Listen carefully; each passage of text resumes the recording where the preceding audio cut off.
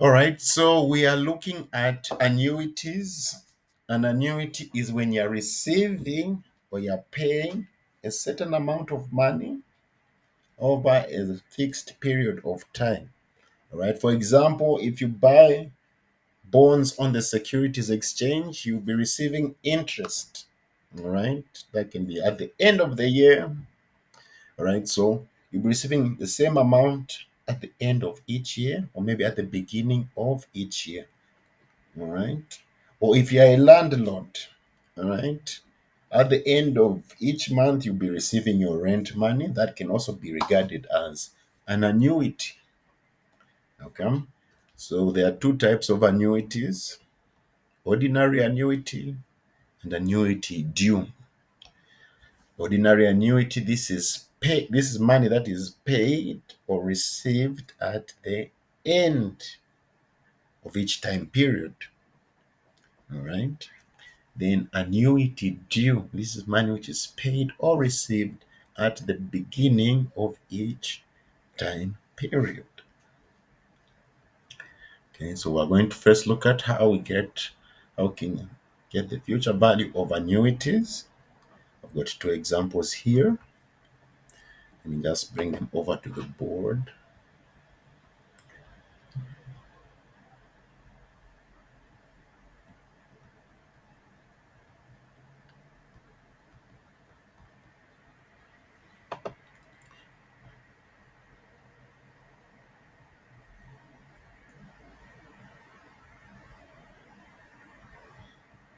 Okay, are we all able to see clearly?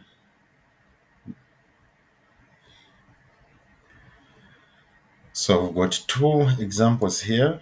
The first one is asking us to find the future value of an annuity for 1,000 that is paid at the end of each year for 3 years, excuse me, assuming interest is compounded annually at 7%.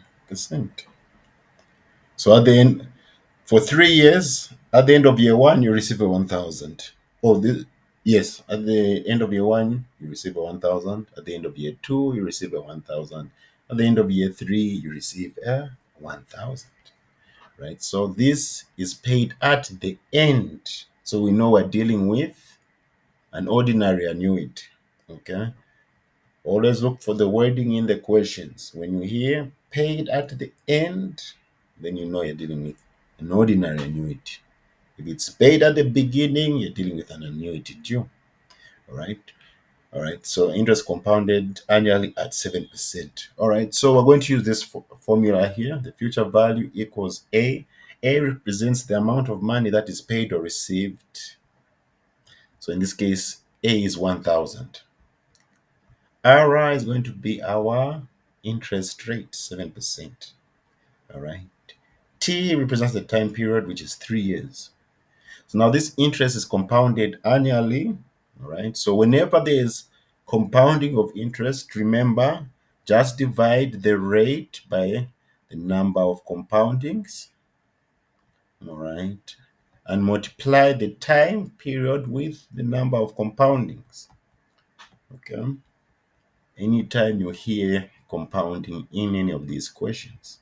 So now this interest is compounded annually. So n equals 1. So basically,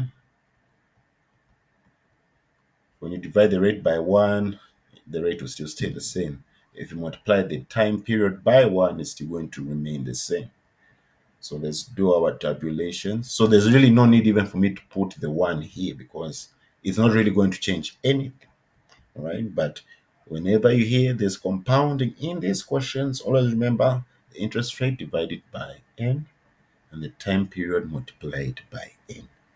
Always. Okay, so let's do our calculations here. So for number one, say the future value. So A is 1,000. Remember, A represents the money that you're receiving or that is being paid out. So A is 1,000.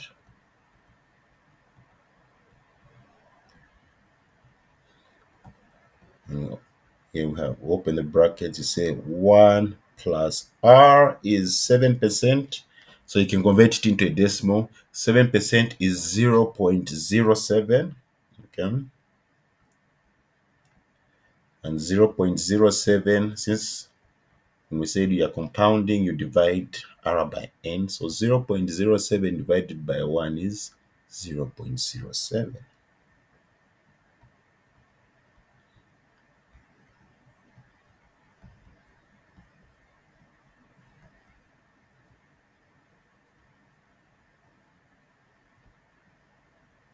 To the power, right? T is 3.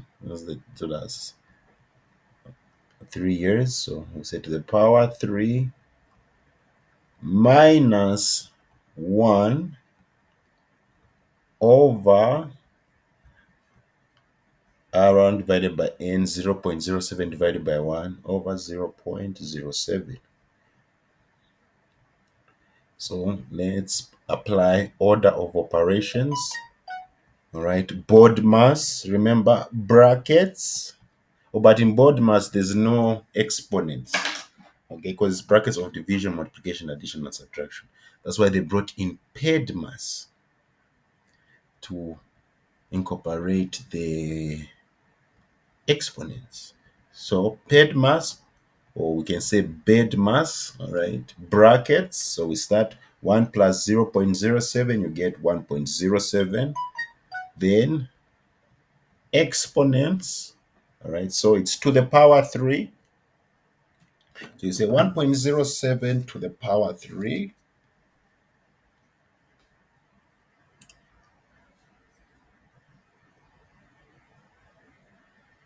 Let's get our calculators. 1.07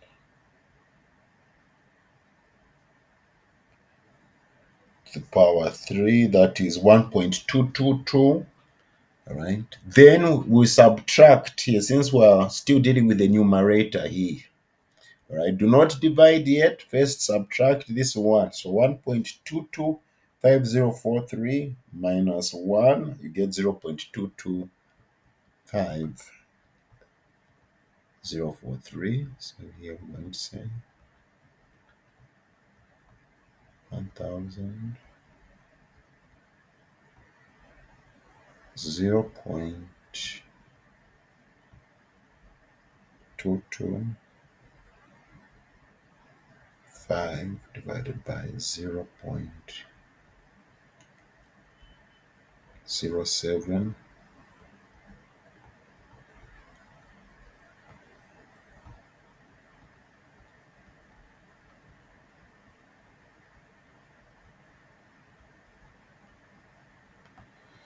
Okay, so you're going to say now 0.22504. Okay, we'll say 0.225. We just leave it to 3 decimal places divided by 0.07. You're going to get 3.21. 3.214. And then you multiply that by 1000. So 3,214.2. All right. So whatever, when you purchase this financial security, all right, today, all right, where you'll be receiving interest of 7% that is compounded annually, all right, after 3 years, what you're going to get is 3,214.